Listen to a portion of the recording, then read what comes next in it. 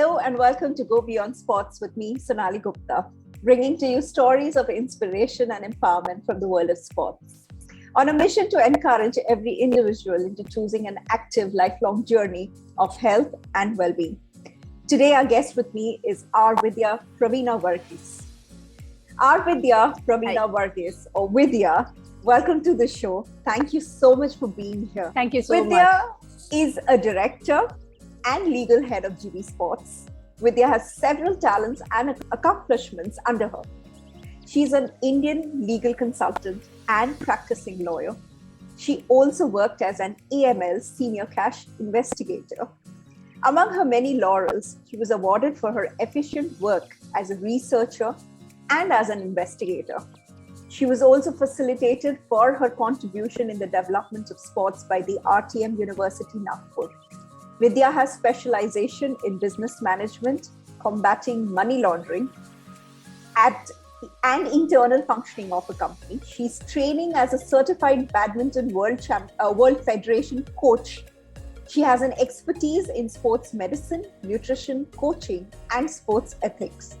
She's also certified by the International Olympics Committee. And on top of all, she also has a diploma in Kathak. It really would be an understatement to say that Vidya is a master of many talents in different ways. With her vast experience in so many exotic fields of work, she's also proved that a good academician can actually also be an excellent sports person.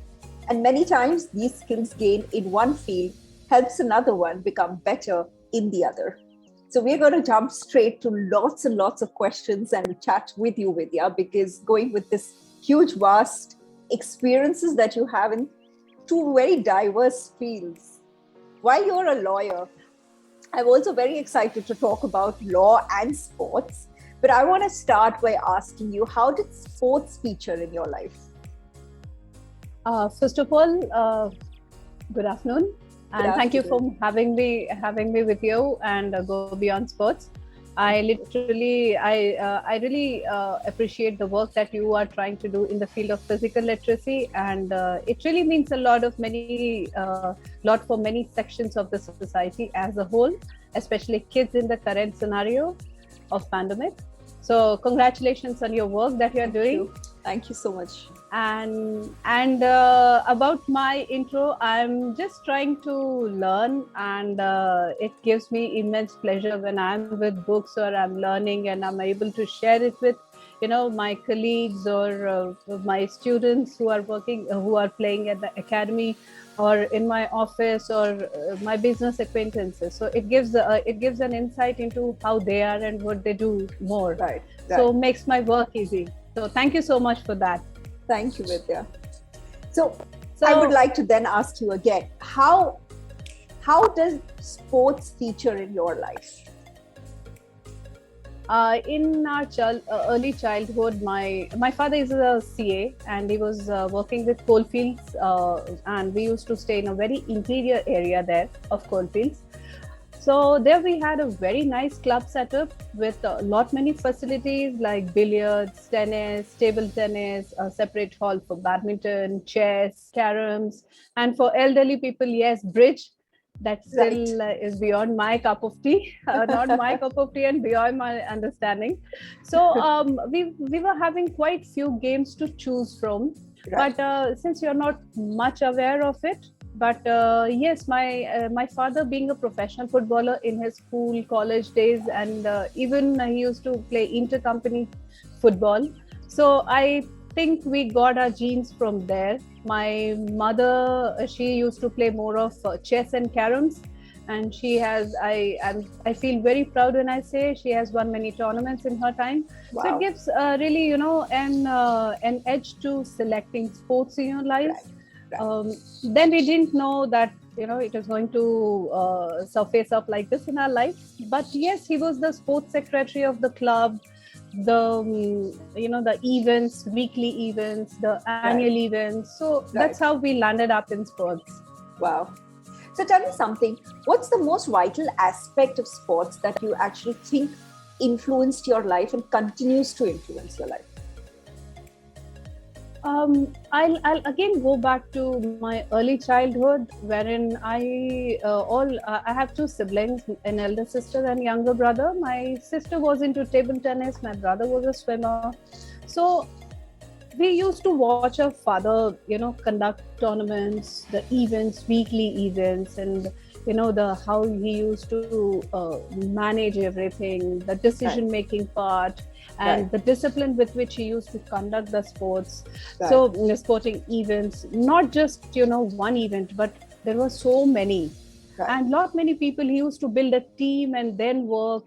At that time we didn't had so much of understanding for it, but yes, that one of the my takeaways come from there: the discipline, the way you manage things, the way you manage people, Right. most of all, and Right. the decision making that involves in managing so many events and people. So I think that influenced a lot, and that's what sports brings into my life. Right. And then later on, I met my life partner and business partner, Jibi Varghese. So he was a professional badminton player. So from there also I take many aspects of sport. I took many Right. aspects of sports in my life. Right. Awesome. I'm going to dive deep into the questions I'm really waiting to ask. Do you think Okay. we have adequate information on sports medicine and nutrition?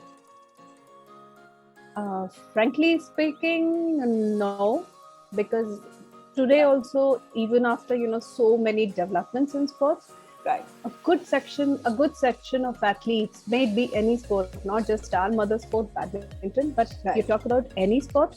We don't. I don't think it has reached to their ears as of now, or in their Right. curriculum, or in their training and coaching, because not even the coaches in the rural areas or semi-urban areas are aware of it. So Right. even I won't say I knew everything about it, but yes, I, after doing that certification from IOC, and prior to that, while working with GB School of Sports, I had to make a base for myself in order to tell the students or players what is good and what is not. The don'ts are very important. Right. Do's everybody tell you, but don'ts are very important. So Right. when I am looking at it from the perspective of an athlete, Right. no, it hasn't reached. It is yet to reach, because it doesn't just involve, the therapeutic medicine or something like that, or the biomechanics, but it involves a large section of the professional sporting. Like, you have the training, then you have human anatomy, physiology, then kinesiology is something which not many people are aware I of. wish. Even I was not. Yeah, Was not. I really wish, because it's such an important subject. And kinesiology is something that when we talk about embodiment of your body, for you to also have that much awareness, and the fact of physical literacy then again also talks a lot about embodiment as a human body, right? And the fact that kinesiology is so important, because it's all about your muscle, and it's about your memory, and it's about your body. It's amazing that it's such an important subject. And moreover, to add to it, the injury prevention, the rehabilitation, and the prehab. I think prehab becomes even more important with the sports becoming so competitive. So I feel it is yet to reach. And nutrition, yes, we Indians are like, most of us are foodies, but even I am. But if you are a professional sports person, then you need to know what not to eat. What to eat is good, but what not to eat is very important if you want a good professional career, because you need to check on many aspects there. Right. So even if you don't have a professional nutritionist with you, but then you need to have the coach needs to have some information on it, till the time the athlete can actually afford a personal nutritionist. Right. So I think yes, it still needs to reach a larger section of the athlete population. True. So tell me, if we talk about, say, now women in sports, because it's become such an important topic, and we just had the March Women's Day. Do you think we have adequate support for them, especially in terms of our laws and policies? What do you think really is required in terms of further reforms, if there are spaces and gaps that we can identify? This is something, very personal also, because being a female, from where I am getting to where I am, Right. you will understand it, I'll understand it more. Absolutely. So I really don't think it has increased, the participation as it should have been. Yeah. Because laws are there, many reforms have been done, Right. but still you have policies in place, you have several schemes for female athletes to encourage them to participate more, play more. Right. But it actually doesn't reach that population, in the way it should have. And Right. one very big aspect is the awareness. They're not aware of their rights and what they can do, what they the recourse that is available in terms of our legal system. Right. So the entire sports ecosystem revolves around the little awareness part. You don't have much of awareness, so you're not able to take I won't say advantage, but you because they are the supporting pillars for you, if I can put it that way. Yeah. So you actually have to come up from a side wherein you are aware of your rights. God forbid if anything goes wrong, you know what to do. Even before you consult somebody, you should have the knowledge about the laws and the rights available to you, and the policies. Yes, even today, if I talk about athletes in our academy, or when I go for tournaments, therein I see not many female athletes are aware, and I'm very sorry to say, the harassment is like, sometimes you cannot even discuss it with anybody, given the framework that our society has. If the existing laws and policies, the schemes and everything are implemented in a way they should be and executed properly, then I don't think at this point of time more reforms are necessary. Because unless you have those in play, those which are in place are implemented and executed, I don't think that invites much of scope for reforms. Right. Yeah. I think what you say, if I can just sort of ask you again here, is that it is very easy to sort of keep making changes in policies and on paper, unless you kind of bring it down to a daily lifestyle and probably even a cultural shift for all of us, because I think we keep talking about it, and I think we can never talk enough about it in terms of our shift as a society, at least as far as women are concerned. And it's always a topic unto its own self, because there is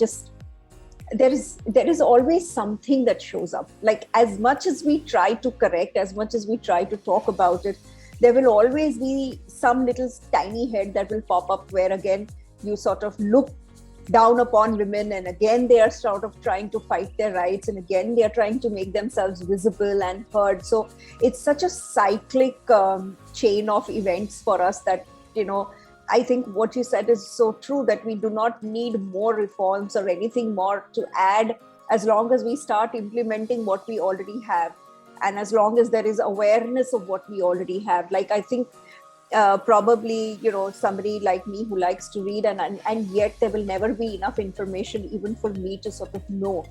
So, yes, it's just so important for all of this to keep percolating down to people. I think in general, we, even as citizens, at most times just are not aware of our rights, because it's never ingrained into our system itself, in our studies, to show what we are supposed to know.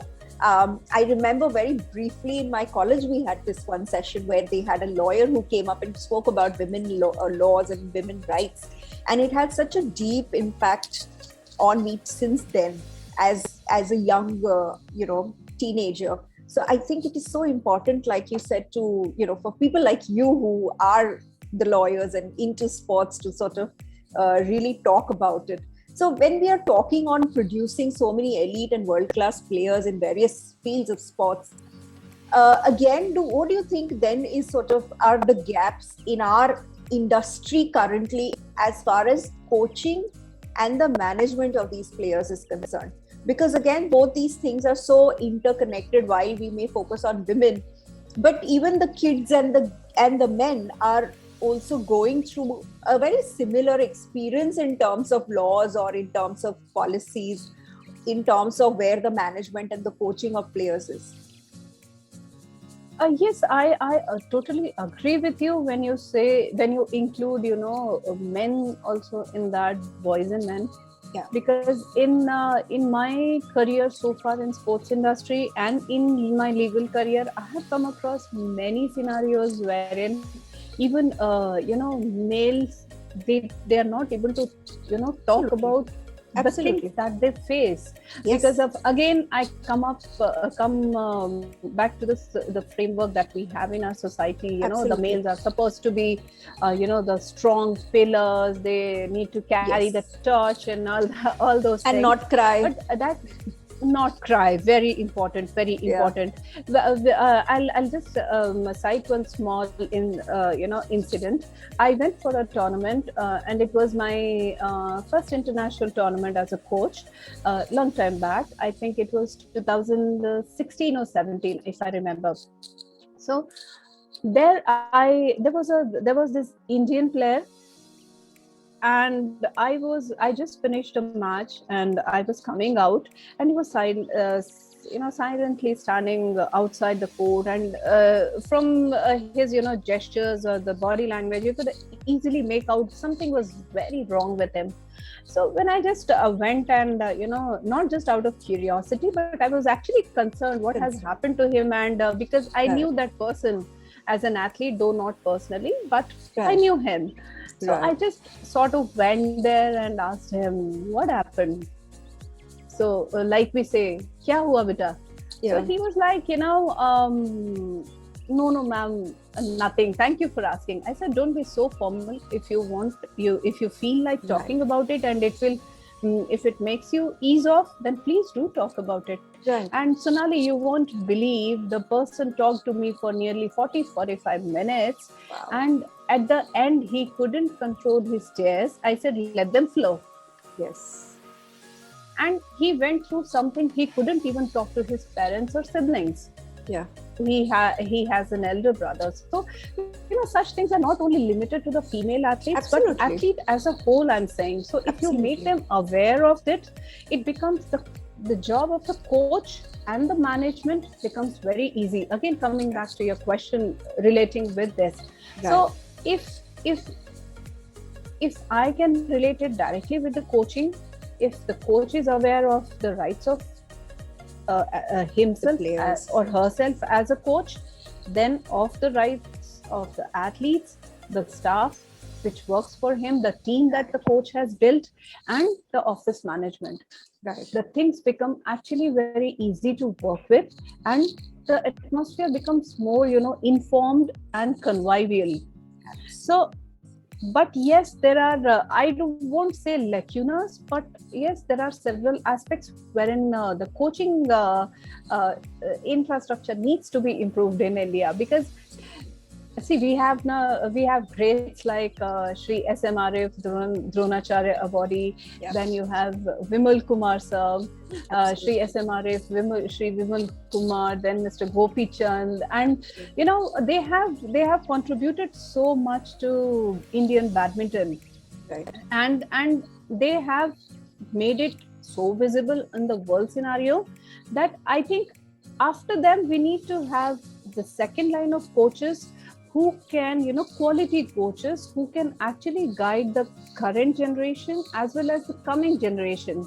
So it becomes very important to develop programs and, certifications and the practical aspect of coaching, a framework wherein we can have quality coaches to carry on the future, to lead badminton, Indian badminton, to a very healthy state in the world scenario as it is now, because we have the benchmark set very high by Miss PV Sindhu, Miss Saina Nehwal, then Mr. Parupalli Kashyap, and people ask me, why do I add Miss And Lakshya said and all this?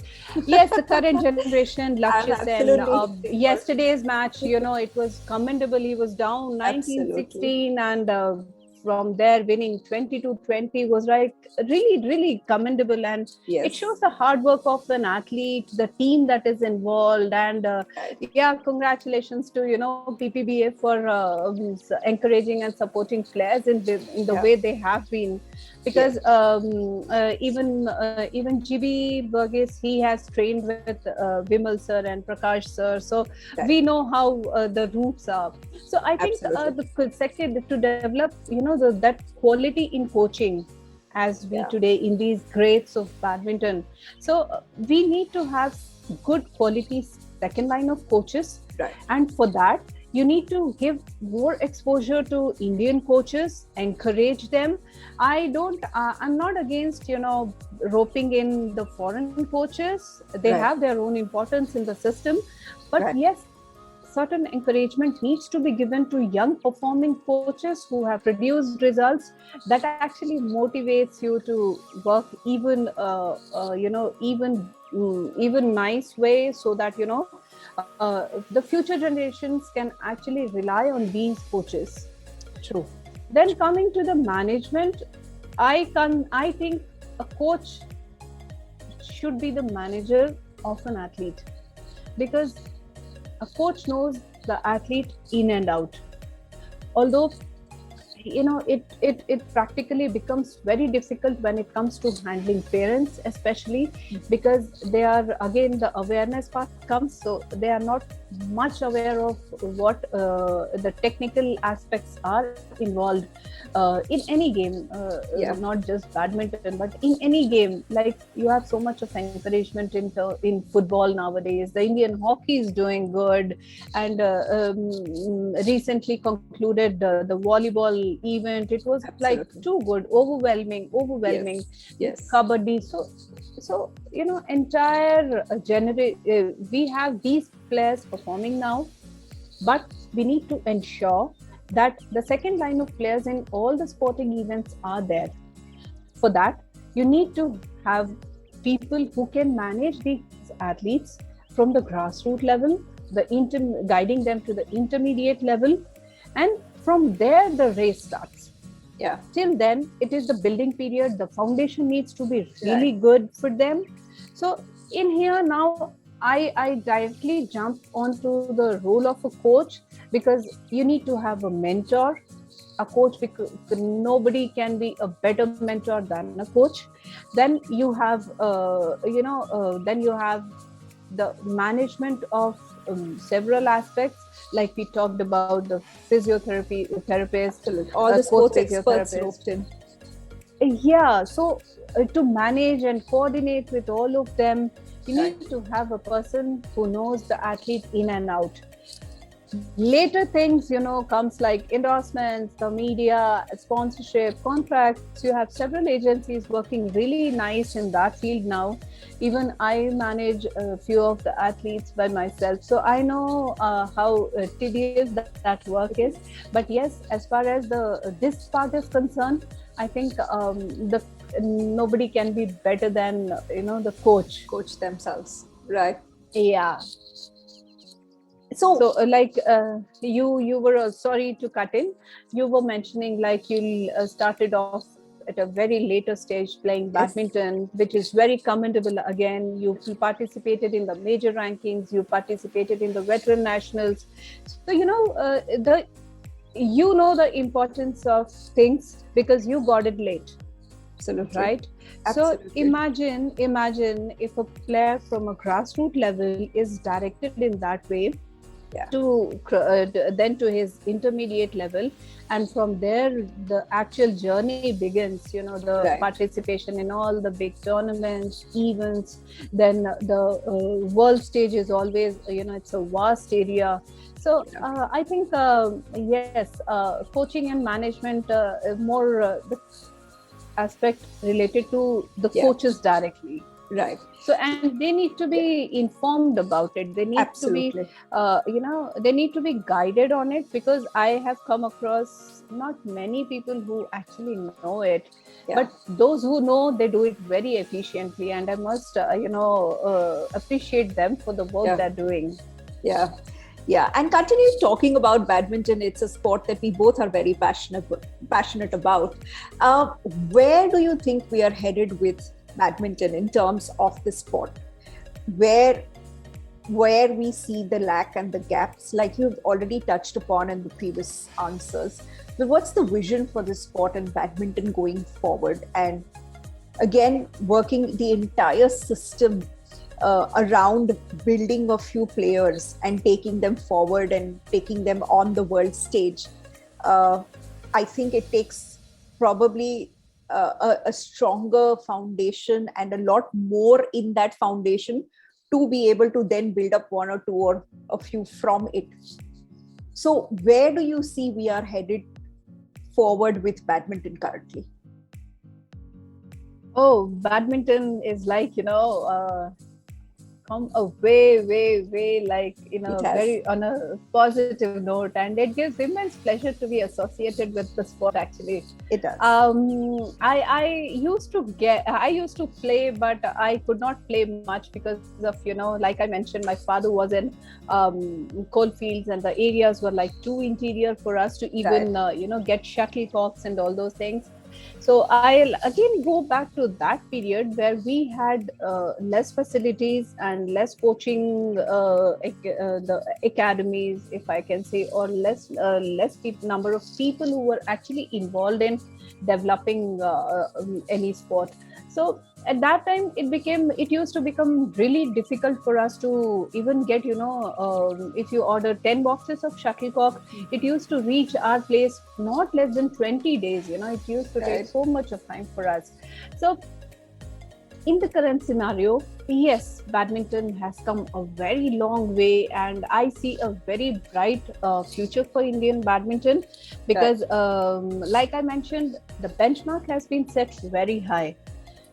But yes, I feel the second line of players is still, needs to be worked upon, because to ensure results at, international stage, it becomes very important that, the players are nurtured from the very beginning itself. Because if I can quote Shri SM Arif, when GB used to play, coach and train under him, and yes, even Mr. Gopichand, Miss Nehwal, and Mr. Kashyap, they all have trained under Arif sir. Yes. So if I can again quote him back there, quote him, he always says that you can have many new things, you can have many, the advanced technologies and everything, but the basic things remains the same. The basic good coaching, good training, understanding the player, the building blocks or the foundation that we call. So it starts from the very beginning, So the grassroots level needs to be really worked upon, so that the intermediate level can actually hope for a better performance when they start their professional journey. So I feel there is a lot that can be done in these two, for these two levels, and focus should be shifted more on improving these two, so that, when they are turning into elite section of any sport, then they are able to give their best. Right. So the main obstacle comes from the foundation.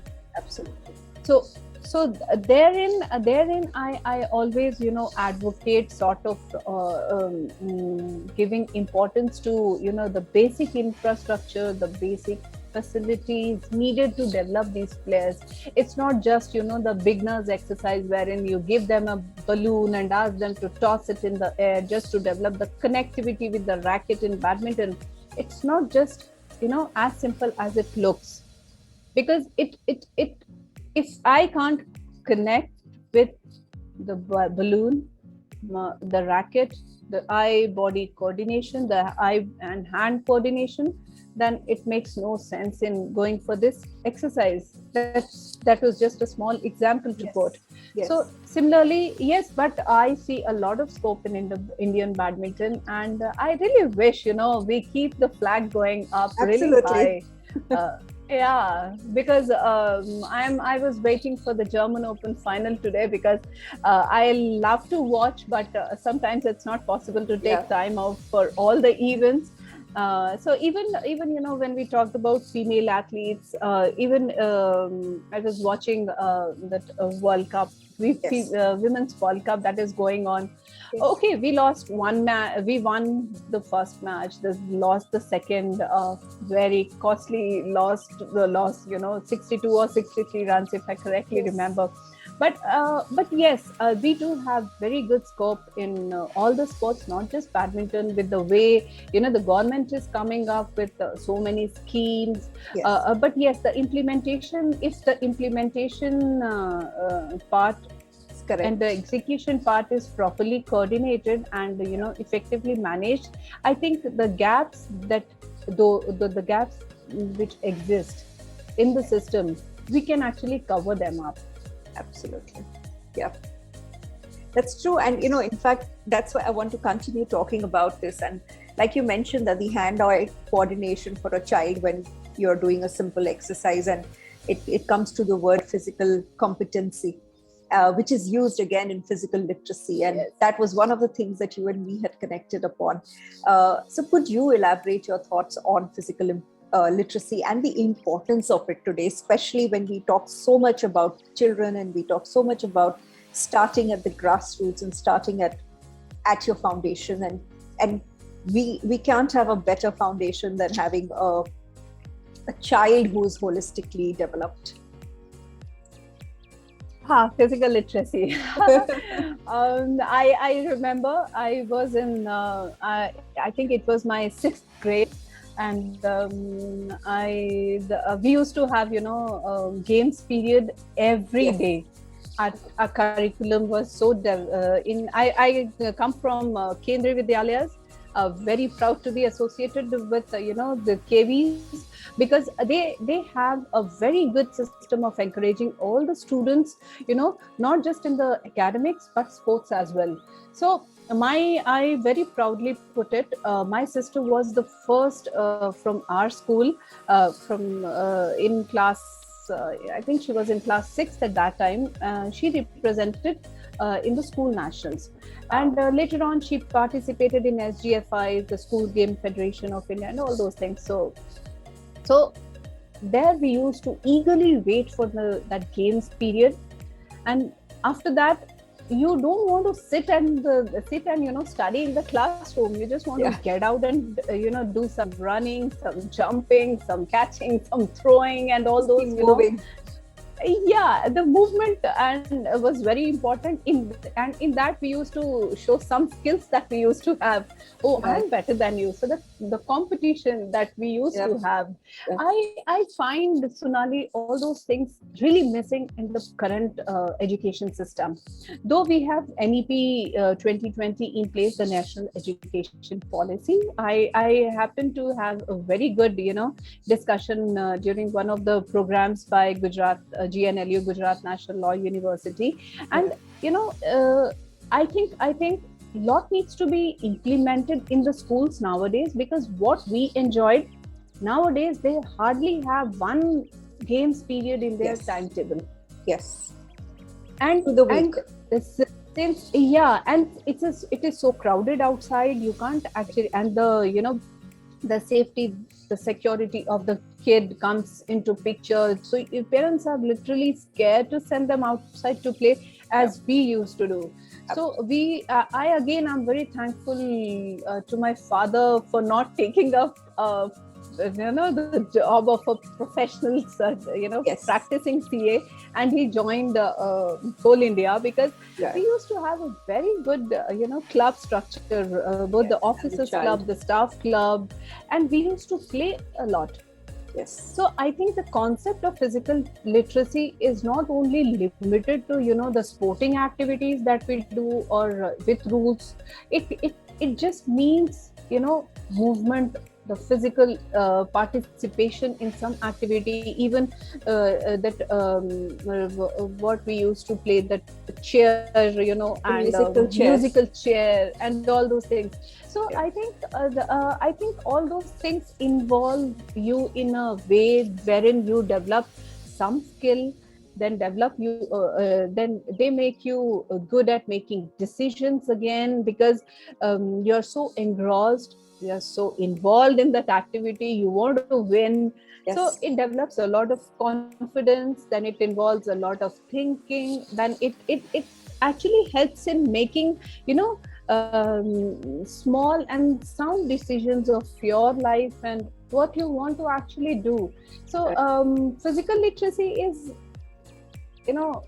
for me, it's a concept that should touch everybody's life, but unfortunately it doesn't. And since you are into it, and like you said, we connected over this thing, and I keep saying it's a very touching subject for me. Yeah.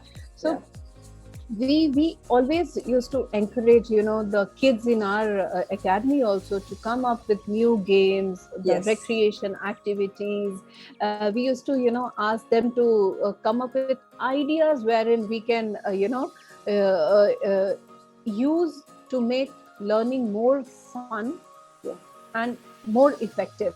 Absolutely. So I think, yes, physical literacy plays a very important role in all these aspects. Yes. And yeah, community development becomes much easier when you talk about sports literacy. I remember we have an NGO. Unfortunately, it's not very active because of lack of funding.